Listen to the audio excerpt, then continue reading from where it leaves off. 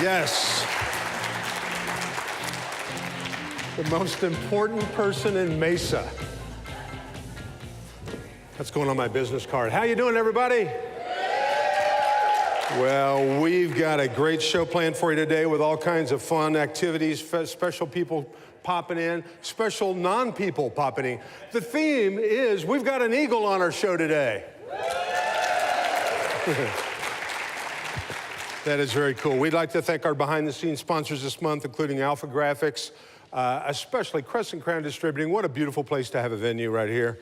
The Gateway Bank, the Hilton Phoenix Mesa, and the East Valley Tribune. Our episode's sponsor is SRP. They'll be out here shortly. And breakfast today provided by the fine folks at the Village Inn. Did you enjoy the breakfast? Yes.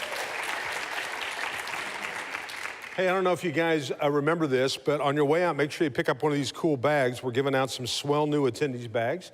These are thanks to Mesa Community College for their kind donation of the bags and to a number of chamber members who want to put their goodies in the bags. So pick yours up on the way out. If you'd like to have your business represented by the bag or in the bag, I'm in the bag. Well, let's just be honest.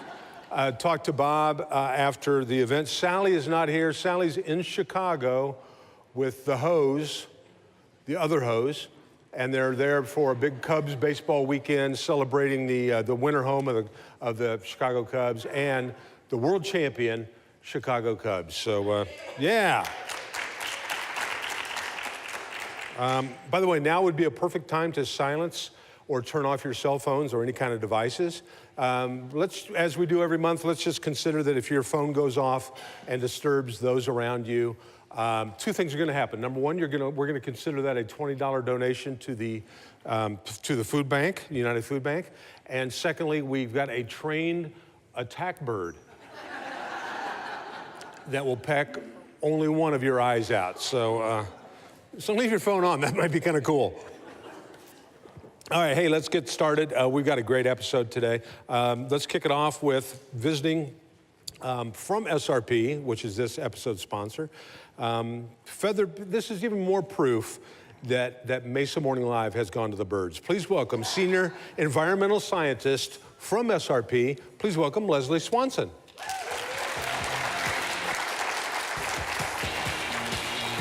Hello. Hi, Leslie. Welcome. Thank you. Good to have you here. We're a little bit nervous about the birds, but this is nothing new. Oh, by the way, before I'm going to interrupt myself, I do that quite often. We'd like to thank Crowd Mics for being here. If you look at the screen, I'm all out of sequence here, but if you look at the screen, you can go and figure out a way to, let's see, if you got it? Yeah. You can ask questions of the audience, or from the audience of any of our guests. They will appear here on this spiffy little pad that I have. And Crowd Mics, designed by Mr. Tim Holliday over there and his brother, Mesa's own, the Holliday brothers. And they're a cool little interactive way to communicate. So talk to Tim after the show. He'd love to tell you more about that. So anyway, back to you, Leslie. What's going on at SRP and who the heck is that? SRP has an avian protection program. And what that program does, it helps ensure that our power lines are actually built bird-friendly. And as you can see here, this is a very large bird. A lot of our overhead distribution is not built for a bird that size to actually land on it. And more urban eagles are moving into the Phoenix metropolitan area. And unfortunately, we want to make sure that they're not going to get electrocuted. So SRP is trying to take some proactive measures to understand what the birds are doing. Wow, those are some serious talents. Now, what kind of bird is that? That is a bald eagle. Yeah. But really, oh, I see now, he's doing the comb over. Very prevalent among the more vain of the bald eagles. Wow, that is beautiful. And as you can see, it doesn't have a white head yet. So a lot of times folks might see a bird this size on the power poles and not know that it's an eagle, because when they're young, they're mostly brown. And unfortunately, we don't get that information until it's too late. So we're trying to understand what they're doing. Okay, so at what point do they turn? About 5 years old. 5 years old. Start getting the white head and the white tail that everybody's used to seeing. Well, I had no idea. Look at the things you'll learn by coming to Mesa Morning Live. So, well, that's phenomenal. Are they prevalent? Are they common in the valley? eagles have been fairly common around the reservoirs. So bald eagles like to eat fish, and fish are found in the water, and we live in the desert, so traditionally they've been around the reservoirs. We're doing a wonderful job protecting them here in the valley. Arizona Game and Fish has a program. They monitor the bird nests and the baby eagles, and they're moving into metropolitan areas, so they're showing up at golf courses and residential neighborhoods that have water, and they're trying to set up shop and live here in the valley with us. Wow, that's very cool. Yeah, you hear about them at the golf course all the time, the rare eagle or the double eagle. I've actually, I'm more familiar with the not so rare bogey. Wow, that is very cool. It's so how are you trying to learn to coexist while at the same time the valley's growing, the population's growing? I'm sure that presents a lot of challenges. So SRP recently purchased 6 GPS backpacks to put on the back of bald eagles, juvenile bald eagles, a little bit smaller. They have solar panel on them, so they recharge. Are you serious? Yep. They Awesome. use the cellular network, and they will ping data through the cellular network. We can download it on our computers. I'm working with SRP's Cartographic and GIS Services group to process that data, and we're overlaying that with SRP's distribution system to try and understand where the birds are hanging out and if they're using any of our infrastructure. Wow. Now, this is just interesting. It was interesting to me. I live up in Carefree, and there's all kinds of crazy wildlife up there. Well, I had a neighbor that got a very expensive one of those flying airplane things, and he had it up in the neighborhood, and a couple birds of prey, attack birds, Took it out? just totally took it out. I thought that was awesome. They're actually training eagles to take out drones in other countries. Really? Yes. So a bird that size will take out your drone. That's a good gig for an eagle. So if I see an eagle, should I let you guys know? SRP actually has a phone number that folks can call if you want to report birds on power lines or if you see a nest. So you can call 602-236-BIRD, which is 2473. It's kind of like the bat phone, but you'll get me instead of Batman. And we will look into the issue to determine whether or not it is SRP or APS service territory. And then we'll go out, we'll address what the problem is and try and make sure that the infrastructure is safe for birds. That's cool. Too bad you couldn't have used like 1-800-THE-EAGLE, but those lawyers got that. Just shysters. Wait, did that go out? Shysters? I'll have to call the eagle. All right, cool. Well, what else do we need to know? So SRP works very closely with the folks from Liberty Wildlife. They're a local wildlife rehabilitation center here in Arizona. And Jan Miller and Laddie are here today so that folks can see how big an eagle really is. And Laddie is a non-releasable education bird, and I'll let Jan tell you a little bit more about what her story is and why she's with Liberty Wildlife. Yeah, this is Laddie. She's just turning 4 years old. She's going into her 4th year. So as she transitions, as Leslie was talking about getting the white head, by the time she's finished with her yearly molt, she'll just have a big dark eye stripe that goes past her eyes, which is kind of cool looking, very indicative of their age. Her story, she came to us, she's not an urban eagle, which is what we're learning a lot about now. She actually came off the Verde River. She is one of the few natural attacks that happen. She was taken out of her nest by a golden eagle that was passing through the territory. And she was about 5 weeks old. They're not flying at that point. It came in and it grabbed her and dropped her to the ground. She broke the wing over here, her left wing, in probably about 16 places. She had to have several blood transfusions in order to save her life. And we were able to do surgery, but it was enough to save the wing but not save her flight. So she's partially flighted. So she's a bird now that gets to go out and educate. She's still pretty new with the whole thing, and she's doing pretty good, I think, out here with cameras. It's her first camera debut, so she's doing pretty good. And I could tell she was scared a minute ago. Yeah, no, that's just, she didn't want to mess up her box. Yeah. So yeah. Yeah, awesome. Well, that's cool. Are you guys going to stick around afterwards? We will be here. That'd be great, because I know you have not only Laddie, but you had a turkey vulture and a burrowing owl. And what is it? Is that like a Harris hawk? A red-tailed hawk. Red-tailed hawk. Of course it is. And SRP is concerned about all the birds on our power lines. It's just these eagles are the bigger ones. So if folks see an eagle with a backpack on, it's not something strange. It's something that we're working with Arizona Game and Fish to try and get a little more data on what the birds are doing. Yep, what the birds are doing like, and where. So the little, and it fits probably just like your bag there. It goes under their wings. That is so Between cool. their shoulders. What, here's a question. What is the most rare animal you have ever found on a power line? We've had bobcats here in Arizona on our power lines. I've had reports from other biologists that have had mountain lions on power lines. And there have been black bears that have climbed up the lattice towers to get raven eggs out of a nest. So they wanted an egg breakfast. Wow, what? Ringtail cat. A ringtail cat, yeah, in Arizona. Seriously, wow, that's awesome. Well, thank you very much. That's very cool stuff to know. Like I said, I know I wish we had more time because I know there are other questions, but please stick around and make sure that if you have any questions about how to notify SRP, you can get the information from Leslie. I would be happy to talk to anyone afterward.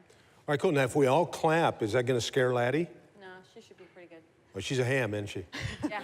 All right, well, how about a big round of applause for Laddie and everybody from SRP and Southwest Wild. Thank you very much. Thanks, Leslie.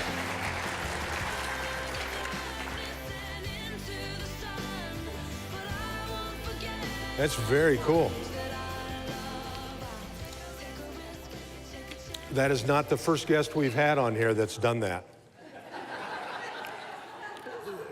We've had some rough times over the past. Well, we've got a great segment here on Mesa Morning Live called The Mystery Guest. It could be anybody, even you. How do you get to be the mystery guest? You bring the most guests to next month's Mesa Morning Live, and then we invite you to come up. Well, this is actually very great timing. Mesa's own community college is the newest national champions. The Thunderbirds from Mesa Community College are the national golf champs for the NJCAA. They won the event at the Longbow Golf Club, also in Mesa. But how about a big round of applause? Coach, come on up. Coach John from Mesa Community College.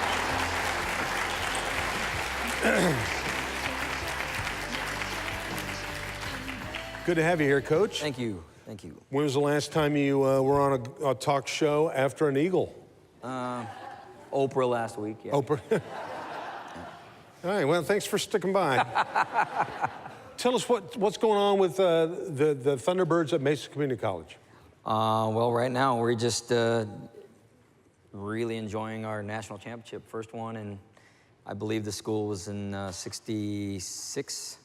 So it's the first one in 51 years for the men's golf team for national championship. That's great, awesome. And that took place at Longbow. Yes, we hosted nationals at Longbow Golf Club, which is in the northeast side of the city of Mesa. So, and we put a bid in a couple years ago. Each school gets a chance to host a national championship, and it was our year this year. So we knew we were going to host 2-3 years ago. And I just had some really good student athletes this year and some golfers that were really focused and got the job done this year. That is awesome. Would any of those people happen to be here today over my left shoulder? Yes, I do have several.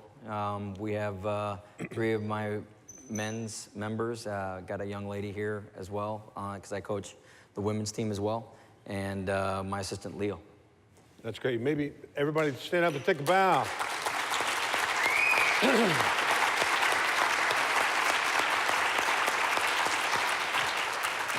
Now, I know that the men's team is the new national champs, but you were telling me about the ladies' team and an unbelievable streak. What's going on there? Well, I took over this program in 2001 when women's golf went separate with the men.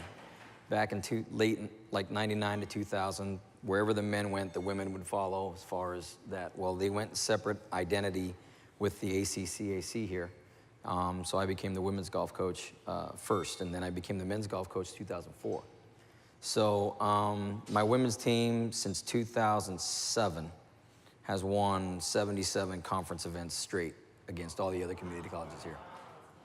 I'm 77. Yeah. That's all, now, be honest.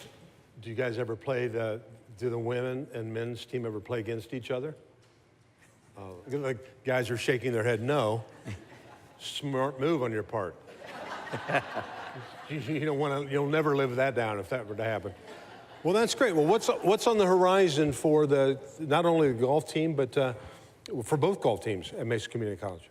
Just working hard for the summer. Most of the players that we have, I mean, they're golfers, so they play year round. I mean, they're in the summer playing the tournaments. 3 of the guys are just talking about what events they're going to be playing in the summer through the Arizona Golf Association. So, and then next year, my women get the host. So we're hosting nationals for 2018 for the ladies. So just recruiting, getting everything ready. We're in off season right now, getting ready for workouts starting up in July, and our fall season starts up in August. That's great. Well, there's got to be a hotbed of young golfers. Do you recruit outside of Arizona or a lot Yeah, of but folks? me locally, I mean, I was born and raised 5 minutes from, I'm a West Mesa kid. And born here, Mesa Lutheran, educated here at Powell Junior High and Roosevelt Elementary and Westwood High School. So naturally for me, when I decided to play college events, you know, I had my fair share to go certain places, especially from a wrestling standpoint. I had some scholarships in California, but I wanted to play golf. So I walked on at Mesa Community College and played there for 2 years. Good move, because if you get a choice, those of you watching at home, youngsters, if you can either be a golfer or a wrestler, be a golfer. Because rarely, like in your 50s, do you call your other buddies up and go, hey, you want to go wrestle? If you do, that's weird. So, well, Good point. because you can't fit in the singlet anymore. Yeah, that's correct. Is that what it's called? Yes. Okay, cool. Yeah. Be honest, have you ever golfed in a singlet? Now, here's the proper answer. I don't feel like I can answer that in this open forum. That's the new answer to everything. How about a big round of applause for Mr. John Guerrero? Thanks, John. Thank you. Congratulations. Thank you. That was awesome. Every time you guys clap and go crazy, the vultures and the eagles are going nuts back there. So anyway, hey, we're going to keep this moving along. We're a little bit behind, but we'll catch up. Our next segment is sponsored by our good friends at Gateway Bank, which is a local bank sponsored on or focused on growing your business and your personal financing. It's called Community Spotlight, and it always allows us to highlight the strong nonprofit community right here in Mesa. Please welcome to the stage from the Downtown Mesa Association, CEO, Mr. David Short. David, come on up. Good to have you here. Good to see you. Can't help but notice there's a theme. Jacket? No, I mean bald guys and eagles. Oh, I thought it was the jacket. I don't know if you've not checked a mirror lately, David. I try not to. You ever hung out on a power line? I live on Okay. one, actually. All right. Well, now that I've insulted our special guest, talk to us about what's going on in downtown Mesa. We have a lot going on in downtown Mesa. There's exciting times, new businesses, old businesses, so a lot happening. I usually talk about the new businesses, which I will, but we've got some fantastic old businesses. If you like Thai food, we have the best Thai food place in the valley, not the porn. Pizza, El Vanayo, mangoes, Mexican, great places. So if you haven't been downtown lately, a lot of good stuff to try. We have a new coffee shop, grand opening today, Organic Bean Cafe. We have a new comedy club. I could hook you up with a gig maybe if you got a reel or tape you can. You run that by me. By the way, on the coffee place, can I suggest that you say we have a ground opening? I'll make a note of that.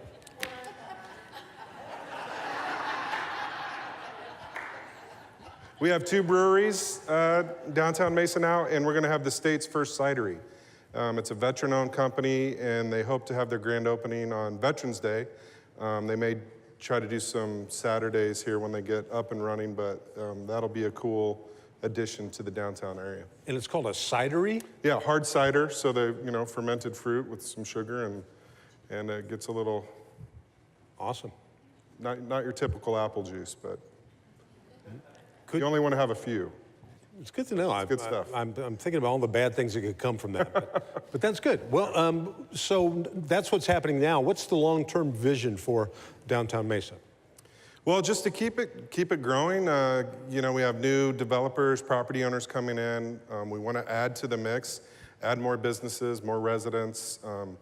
Benedictine is doing a great job, and they have, the numbers are up. They just redid the Alhambra Hotel as student housing, which is a nice addition to downtown. So just to keep it more active, more vibrant, more places to eat and shop, and continue growing it. That's great. Now, you know, my research team always does a lot of background information on people. What's this about you and sword fishing? And is this something you can share in a family atmosphere like this? Yeah, I think so. Okay. I'll tell you some of the stories. All right, cool. Over a No, side right of- out of high school, I had an uncle that ran a commercial fishing boat. So he took me, Kansas boy, to the Caribbean, and I didn't see land for 2 weeks for the first trip, but I spent the summer working on a commercial fishing boat. So it was a pretty neat experience for a kid that had seen the ocean maybe one time before that. So That's awesome. What part of Kansas? Salina is where I grew up. Yeah, I know right where it is. That's a beautiful. It's beautiful this time of year. If you get a chance to go to Salina, I'm totally kidding. I've been there. Here's a question. When will you be making a vegan restaurant here?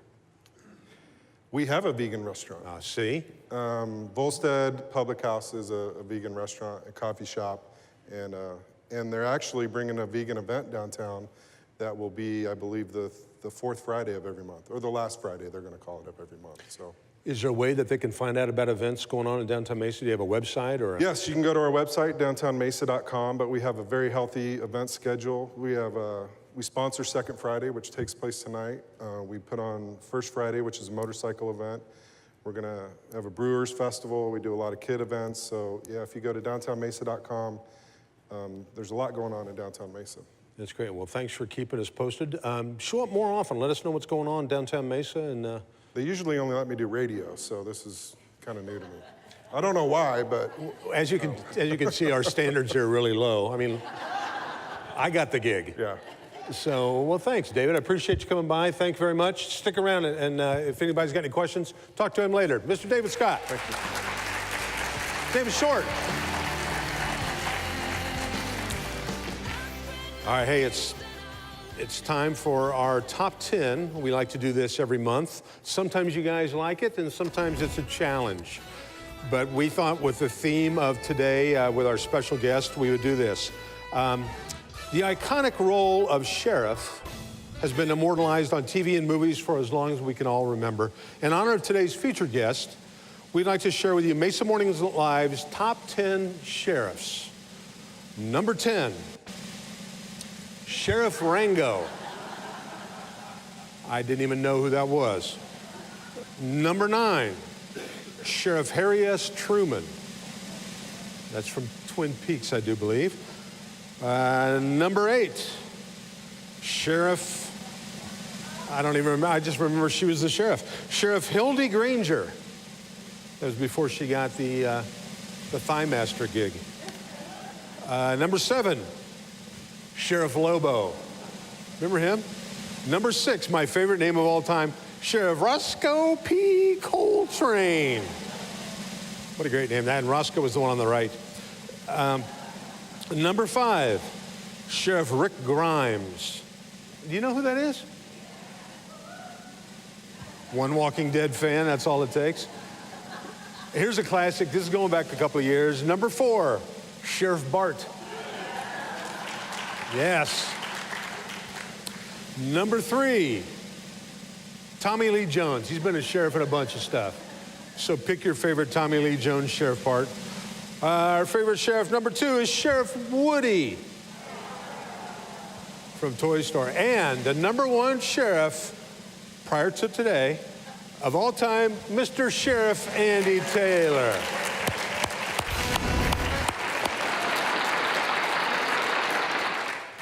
You know, it's kind of crazy. I was just talking to Bob about this, before the show. I don't even know if you could show the Andy Griffith Show today without making some edits, because it's politically incorrect. Remember what Andy used to like to do after a big Sunday Aunt Bee lunch? He'd go out on the porch and sit and smoke a cigarette. Can't do that now. Barney can't parade around with a gun. That would be wrong. You can't have the laughable town drunk Otis Campbell. So, my, how we've sure changed with political correctness. Anyway, hey, it's time for our Wheel of Prizes. Each month we draw one lucky audience member to spin the cool Wheel of Prizes. And all the contributors to the wheel have got some cool prizes up there. I got a basket. That's my lovely, we were gonna have Bob come out in a bathing suit.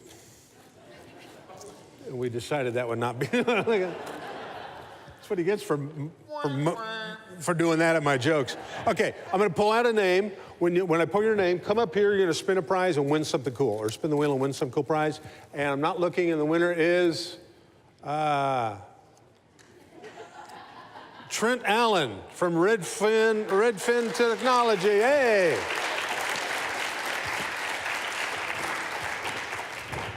All right, Trent is going to tell us, as he's walking up here, he's going to do a quick little 30-second commercial on who he is and what you do. You're on. Oh, wow, this is very unexpected, by the way. Trent Allen with Redfin Technologies. We specialize in point of sale. We work with restaurants and retail. We help you businesses basically make more money and be more profitable. Anybody into that, by the way? All right, cool. Well, thanks, Trent. Yeah. I'll hold that because you're a small guy. I doubt if you can spin this. Geez, there you go. See how you are? All right. So yeah, spin it really hard, right? No, we have a short show. You're going to spin it this way. If it stops right on the middle, or right on the middle, you're going to get the prize closest to you. If it stops on jackpot right here, you win everything on the wheel. Now, give it a spin, and we're going to see what you win. So, big round of applause as Trent spins the wheel.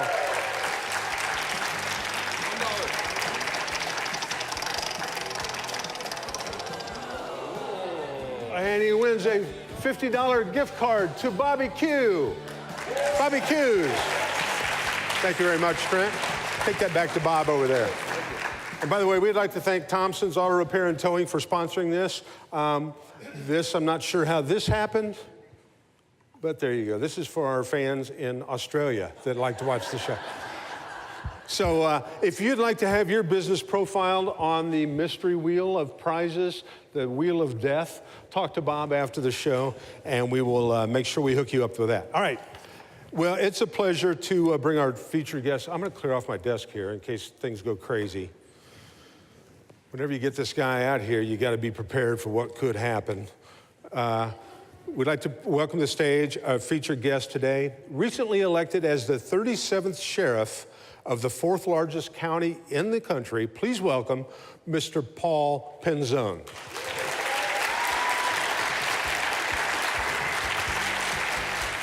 Good to have you here, sir. Long time no see. I'm good. Have a seat. Out of respect to the sheriffs, I didn't wear my gun. A peaceful man. You are a peaceful man. Andy set the tone. I just want to follow in his footsteps. That's awesome. Well, congratulations on being the sheriff, and wow, it's got to be awesome for you. Tell us a little bit about. You know what? I've known you for years. But by the way, our buddy Steve was going to be here today and sit in the front row and surprise you, but he got sick and could not make it. But tell us a little bit about your background in law enforcement. Well, I was with the Phoenix Police Department for just right around 21 years. I grew up actually in New Jersey as a young man, but moved here in the late 70s and about the junior high time, and just early on knew I wanted to be in law enforcement. Spent 21 years with the Phoenix Police Department. A good portion that I worked in narcotics undercover, not only the state level, but on a federal task force. I spent some time in administration, which when you're an officer, you feel like that it's like eating your vegetables when you're a kid. But learning about budgets obviously is very important.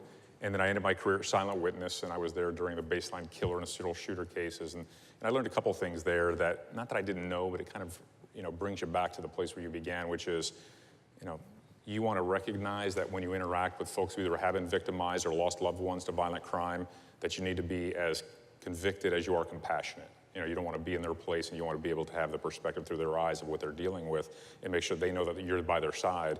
And the other part is about collaboration. We have a very, very big county with a lot of municipal law enforcement agencies, and you can drive 3 miles and go through 4 jurisdictions. So we need to make sure we're on the same page and that we are connected. That's awesome. First question just came in. What is your top concern for the county?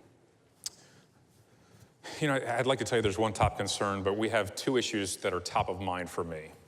As I said, I worked in narcotics, and the opioid epidemic right now is probably the most severe that I've seen in my career. And I was there, as I said, in narcotics during the times with crack and meth and everything else, and they're all very severe. But the reach of this current epidemic and the impact that it has long-term on families and our young adults is tremendous. And the other issue is we have about 30,000 unserved felony warrants in Maricopa County, so that's for all jurisdictions. And a small percentage of the population is responsible for the majority of the crime. And these are the folks that are running right now that have not yet been held accountable. And every day that they're out there, the probability that they are committing additional crimes is extremely high. So issues like terrorism, those other factors are absolutely top of mind. But what we can impact here on a local scale and be more aggressive about to improve the quality of life for our young adults, I think, in my opinion, are those 2 categories. Wow, 30,000. Yes. Well, let's see if we can make it easier for you. If you have a warrant. Yes. Anybody? Once again, just me. We have some refurbished cells we're happy to accommodate. That's all. Speaking of, I know you had a very aggressive, what'd you want to get accomplished in your first 100 days or whatever. Tell us about that, and tell us any changes? Considerable changes. Anytime you take over an organization, what was least surprising to me but most gratifying was going through the door, and the men and women in the organization were tremendous. They had one form of leadership for a quarter of a century, and you don't know what you're stepping into, and they didn't know me. So just kind of that open arm attitude to get to know each other and to see how much talent exists in the sheriff's office. And what was important is that, from my perspective, we refocused what this office had been and put the focus more on the men and women who do the job, that truly sacrifice for our best interests on the streets, because their stories are the ones we should hear. Whether you know me and I make the top 10 or not is not important, but whether they're safe and they're doing the job so that you can be safe is. So one of the first things we focused on was the hierarchy, who truly are leaders that are selfless, that are focused on the best interest of the community first, the organization, and within the organization, their peers and their colleagues, and their subordinates, because I'm not a fan of those who say, let me tell you about myself and what I want for my career. I'm a fan of those who say, let me tell you about what I want to do on behalf of others so we can make it better for everyone. So the biggest part was changing culture, at least setting a foundation for culture. Then it was really kind of reestablishing our priorities. The oddest moment, I'll tell you, Mark, was walking into a federal courtroom and having the judge say, Melendrez versus Penzone, and inheriting 2 federal court orders, which are extremely comprehensive and very, very challenging to the office, but an additional 250 lawsuits that were all transferred in my name when I took office. So that is our issue, not mine alone, although my name is on the headline there. But it's expensive to run an effective law enforcement agency, and you want to be efficient. But anytime we're involved in elements where we have failed or made bad decisions and it's cost taxpayer dollars, it undermines our ability to keep the community safe. So that was really kind of the primary issues to deal with initially. And then it was really deciding how we can better establish an organization that is focused on the needs of those communities we serve. Wow, that had to be a weird time to hear your name mentioned like that. The federal court judge says your name in that context. Just a little trivia though, maybe trivia, but we have, 3,500 employees, cover over 9,000 square miles, and have a $360 million budget. So we have a lot going on.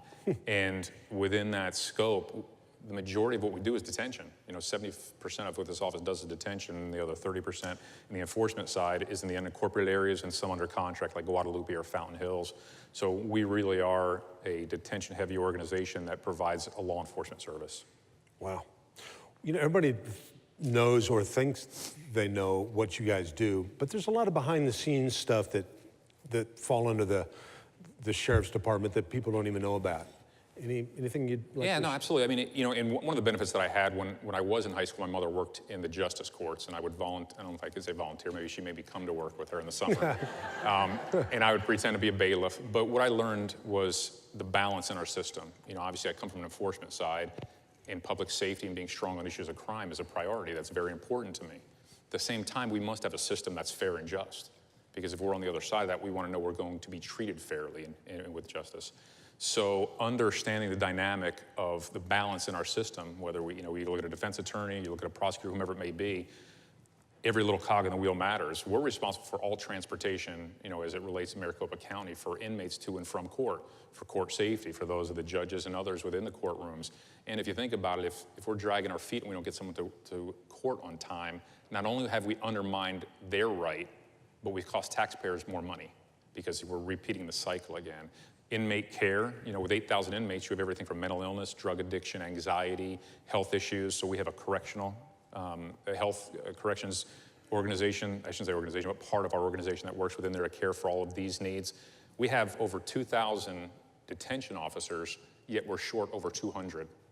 So we have pods where we have 200 or so inmates with just 2 detention officers responsible for their safety, which is just, it's extremely unsafe and difficult, and we're trying to bring that back into a safe place and really get a focus where they're viewed as the true professionals that they are, because they do tremendous work. Wow. Here's a great question. And by the way, if you've got a question for Sheriff Penzone, you can go to crowdmics.online/MML, and it'll hook you right up, and you can send a question like this. Are there uses of technology that help with law enforcement that weren't available a few years ago? Absolutely. We see a constant growth. Some folks may be familiar with crime stats. We always want to allocate our resources to the greatest need without depleting another area just because it's a safer community. But as we target our additional resources, as I spoke about fugitives, or if we have certain spikes in crimes, we want to make sure that statistically we can do an evaluation. A big part of what we do really is the human element, the talent of men and women. But statistics and technology help us respond more quickly to areas, have a better understanding of maybe the landscape that we're engaging in.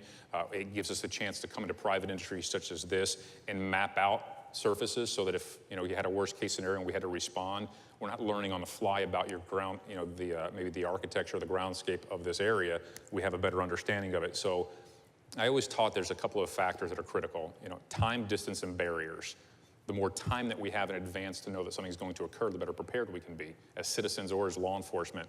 The greater distance we can get from that threat, the safer we are, and then whatever barriers we can utilize for our safety, if those two things diminish, are critical. So with technology, we can do a better job of planning out and being strategic as much as we're tactical in those efforts. Here's a question that I know has gotten a lot of airtime.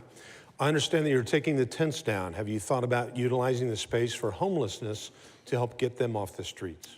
The tents are actually down, and just to be clear, we have 2 sections in the tents. One is for those that are convicted and just serving their time. The other section is for work furlough. So everyone that was on one side of that space, which was about 400 inmates, they have all been relocated without any challenges inside the hardened walls. And those tents, actually yesterday, I think, or the day before, were completely taken to the ground. The other half, we're still in process, which is work furlough. And it's a more challenging dynamic because these men and women go to work every day, so we have to transition them in and out of the jail system. But I have considered many, many factors relative to how we can use that space for the best interest of the community. One that is really rising to the top right now, we have a MASH unit. We have anywhere at any given time between 80 to 200 dogs. These are dogs that are evidentiary in nature oftentimes because we've taken them from hoarding situations or from puppy mills, abuse, other factors. Some are just different circumstances, but we house them in our oldest jail. So if you can imagine an old jail cell, which is a sliding, bars, and the dogs are in there spinning because they don't get any kind of social activity. We are not animal experts, but we have a responsibility to care for the animal community, especially when it comes to violence. If we're going to do that, we need to count on experts and do it the right way. So that space where the tents are, we're looking right now at some private funding to possibly create a MASH unit out there with sophisticated kennels in a park where our inmates will be responsible for the day in, day out care to learn compassion and responsibility and other factors that I think can be a great contributor. That'd be great. But I don't want to take away from the issue of homelessness because that is something that personally and professionally I care deeply about. There for the grace of God go I. If I were in that situation, I want to know that someone's going to at least help me up, not necessarily carry me. So we need to be more invested in helping those who are in need. That's great. That I don't know if you got, I sent you an email. My business idea for us. Actually blocked your emails, but if you want to, I have a security team back here. If you want to send something through them, we could probably get to that. Send the eagle now. I thought we could run with the tents until you took them down, bed and breakfast. That would have been awesome. I have gotten many suggestions. All have been given some consideration. Think of all the famous people that stayed there. The Charles Barkley wing. Yes, yes. The Mark Grace, we had a bunch of them all. I have to say this, though. I greatly appreciate this because as the sheriff, we deal with a lot of issues in all of law enforcement.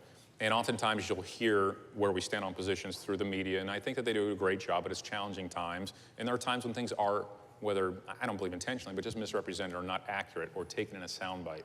So when I have this opportunity to speak directly to folks and answer questions, it helps me tremendously because I can learn about what your concerns are, and you can better understand why we're making decisions, and by learning from you, I can take that into consideration when I make a decision. But to SRP and to the city of Mesa for sponsoring this, I'm very grateful. Oh, great. Well, we're really excited that you're here. So thanks for, I know how busy you are, so thanks for that. Here's another question. How does Mesa privatizing their jail affect MCSO? Does that affect anything? It does, but I think it affects on a greater scale because when we talk about MCSO, we're not an institution, per se we are, but we are the county. We are the county. So when you have all these partners invested in the jail system, where ours is not a for-profit jail, our job is to try to be as efficient as possible to make sure that there's never any influence of incarcerating someone for profit. But when you take one of the cogs out of the wheel, what happens? The other partners then become more responsible for the costs or oversight of that. When it comes to, just to put in perspective, when felons are booked into our jail, because we are the county, those costs are not absorbed by the municipality who arrested them. We absorb those costs as a county. So ultimately we still do, but I'm saying that the city of Mesa or others don't. When a municipality arrests someone for a misdemeanor and they're brought to our jail, then there is a daily billing for that cost because it is a crime that was committed within your own particular community. So in the big spectrum of inmates, we have some that come in and they come in at a very little cost because they're in for 12, 24, whatever it may be hours, no health issues, no other factors, and the expenses are modest.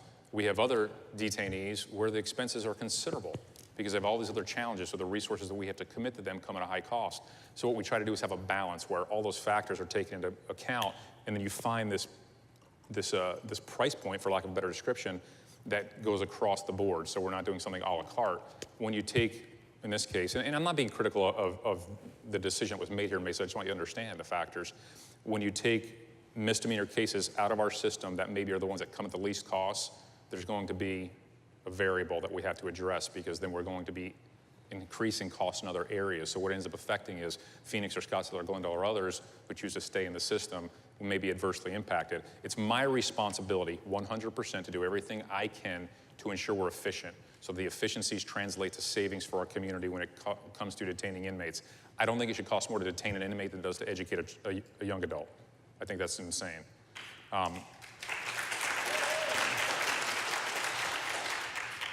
But it's going to take time for me to get my arms around this. As I said, 250 lawsuits, 2 federal court orders that have cost us $60 million in the last 4 years. All these outside variables have impacted our ability to run the organization. We have to get our arms around that, and my concern is only that we're in this together and you hold me accountable to those issues. The accountability should have been going on a long time ago, I'm going to be quite frank with you. Those things that were not addressed early on, we're all paying the price for now. So I respect the decision. And if there are things that occur that we can learn from because of that transition, ultimately we should be more competitive.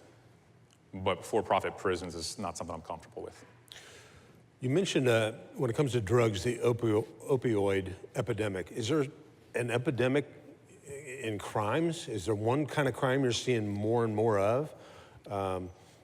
I think the growing area is technology. We spoke about the benefits for us, but for every benefit, there's a detriment. So the ability to access our personal information or to abuse, our credit lines and things of that nature are going to continue to increase because we have criminals who are out there in front, and we're always chasing to learn what their next tactic may be. So technology is a great concern, and we've seen not only domestically but internationally the ability to infiltrate, take our information, to possibly use it against us. So I think we're going to have to continue to make advancements in that area. But ultimately, traditional crime and violence are always going to be the kind of those roots in our community, and I'm a firm believer that drug abuse and addiction is a great contributor to the volume of crime. Yeah, absolutely. As you look forward, what would you like what would you like for the outlook for the Valley, for your, under the sheriff's purview to look like? What do you see? What are your goals? Well, I see it on a more global scale. You know, it disheartens me when I turn the TV on and we see an incident anywhere in the nation where an officer or a deputy has acted in a manner that's unacceptable, when they've been abusive in any way, because that does not truly reflect the majority of the good work that's done. At the same time, it is unacceptable and it has to be addressed. And the more direct we are in owning those responsibilities, into addressing it, into giving confidence to our community we serve, to trust in our decision making, the more we can bring everybody back together. I'm the father of 2 boys. I have a 30-year-old and a 24-year-old. I'm very thankful that they've gotten through this stage of their life, you know, drug-free with their education and everything else.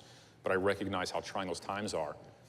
I would love to see on a global scale we get back to the place where law enforcement is an industry that has earned respect, that no matter what walk of life you come from, that when a young man or woman walks up, they look at a police officer or deputy and they see them as, you know, for lack of a better description, a hero.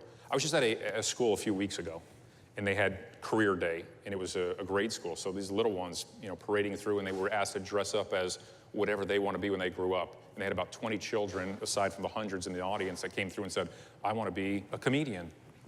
That may not have happened, it may or may not, I don't know.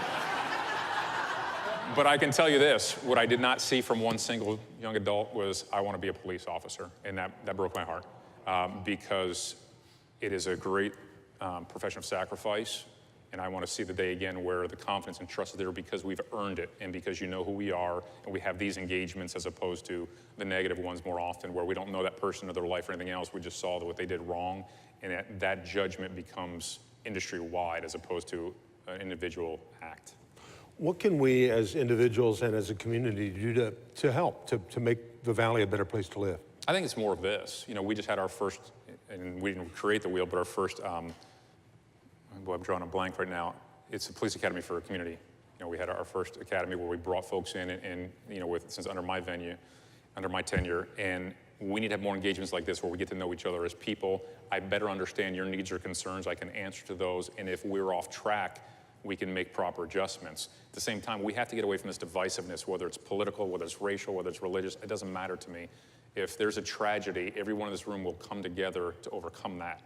Yet when we're day in, day out life, we find reasons to divide ourselves and put ourselves in little packs. I have a respect for everyone's individuality and what your beliefs are.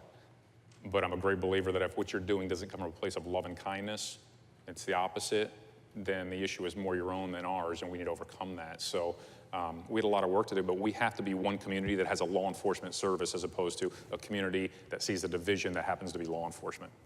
Great. Well, I know that okay, this is a little, I'm throwing you a curveball here. I know one of your favorite movies of all time is Rocky.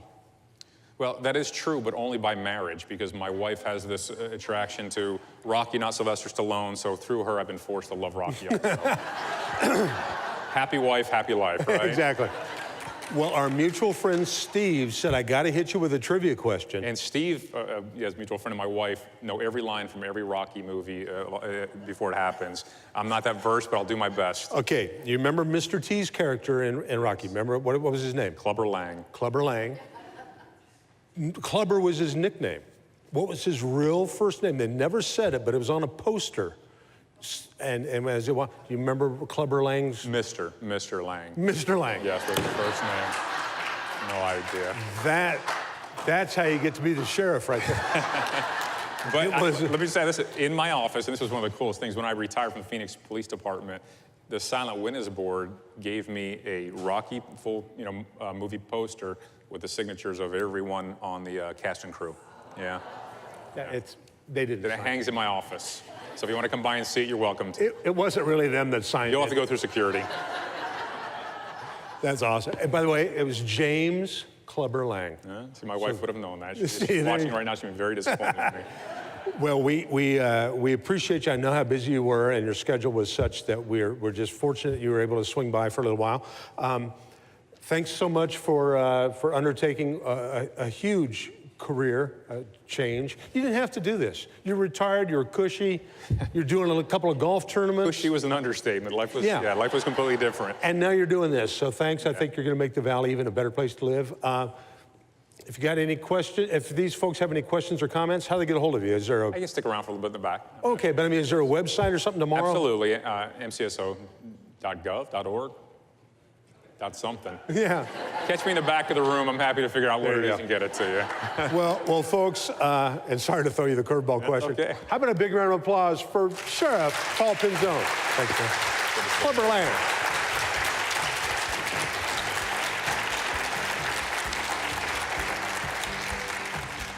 Well, I forgot one thing. Paul, we noticed that you came in today in a dirty vehicle.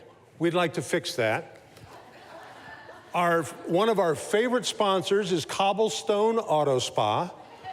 They would like to give you a $100 gift card to have a vehicle detailed. Give it to your wife if you want to. You know, actually, you know what I'm going to do with this is although my vehicle is not marked, it does have lights, so I'm going to find a car going down the road that's dirty, and I'm going to, who's committed an infraction, and instead of a ticket, I'll pass this on to them. That would be awesome. Thank you. Mr. Paul Pinzone.